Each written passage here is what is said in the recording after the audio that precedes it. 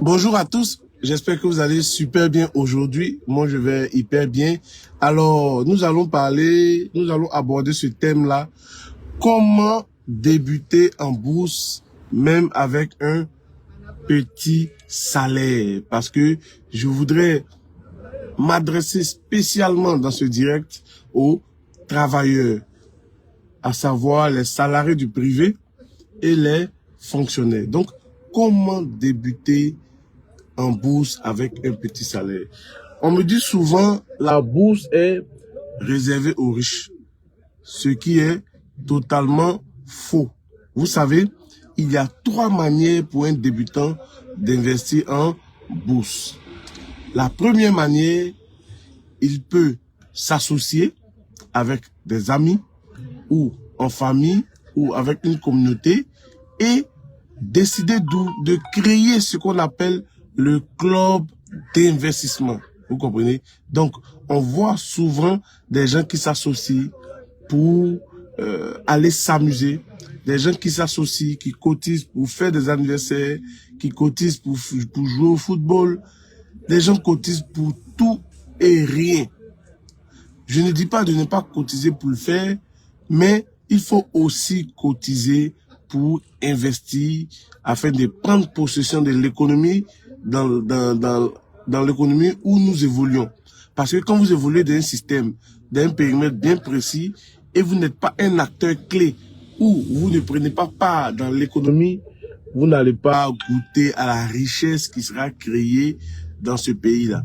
Parce que souvent vous entendez le PIB, produit intérieur brut, c'est l'ensemble des richesses créées.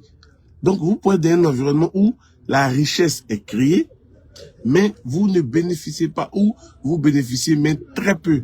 C'est pourquoi, au jour d'aujourd'hui, les temps sont durs pour les gouvernements, et donc il faut aussi être acteur. Là, lorsqu'il y aura le partage du gâteau, c'est-à-dire le PIB, vous serez un acteur. Alors, première manière d'investir en bourse, c'est de s'associer et de créer un club d'investissement. Et pour cela, il vous faut un statut et un règlement intérieur. Deuxième manière, il y a des professionnels qu'on appelle SGO, Société de gestion d'OPCVM, organisme de placement en valeur mobilière. Bon, tout ça, ce sont des mots techniques. Mais en français facile, ça veut dire quoi? Il y a une liste d'entreprises qu'on appelle SGI, ce sont des intermédiaires aussi, qui sont agréés. J'insiste sur ce mot-là, ils sont agréés. Ces professionnels sont agréés.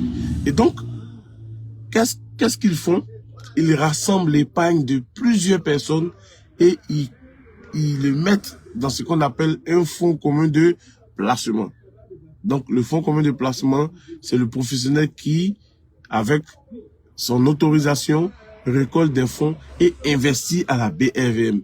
Il y a une structure qu'on appelle, bon, pour ne pas faire de publicité, dont vous utilisez la carte. C'est ce qu'ils font. Ils ont l'agrément en tant qu'intermédiaire. Donc, voici la deuxième manière. Et là, on peut démarrer à partir de, ça dépend, chaque fonds il y a les fonds de 1000 francs, 1500 pour entrer dans le fonds. Et vous alimentez le fonds à votre rythme. Une fois que vous mettez l'argent dans le fonds, ça vous donne des parts. Vous comprenez? Donc, avec 1000 francs, 5000, vous pouvez démarrer dans l'investissement en bourse. Et la troisième méthode ou manière maintenant, c'est le fait d'aller créer un compte en son nom propre. Là, il vous faut maintenant la CNI ou le passeport ou la carte consulaire. Ensuite, 2 photos de couleur, des photos d'identité du même tirage et un justificatif de domicile. Ça peut être une facture d'eau ou d'électricité de moins de 3 mois ou un certificat de résidence. À côté de ces 3 documents administratifs-là, il faut maintenant un capital de démarrage. Et ça, avec 0 francs pour des intermédiaires, vous pouvez démarrer. Et d'autres à partir de 50 000. Donc, il y en a de toutes les bourses. Vous comprenez? Donc, l'idée selon laquelle il faut beaucoup d'argent pour investir en bourse, notamment à la BRVM, c'est totalement faux. Je vous ai dit, on peut démarrer à travers un club d'investissement, on peut démarrer à travers les fonds communs de placement, on peut démarrer en ouvrant son compte titre et on peut même faire ces trois choses à la fois. Et donc, après avoir écouté cette vidéo, ce que vous devez faire, c'est de rassembler rapidement vos documents. CNI, 2 photos d'identité de couleur et du même tirage. Ensuite, un justificatif de domicile, peut-être le certificat de résidence et enfin, votre capital de démarrage. Alors, si vous avez bien compris cela, il faut maintenant passer à l'action. Ouais.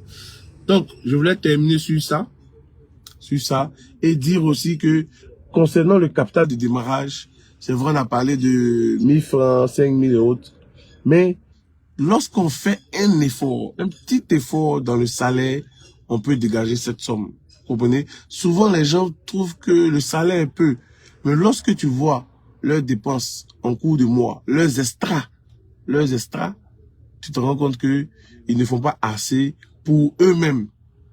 Ils font assez pour les autres, mais ils ne font pas assez pour eux-mêmes.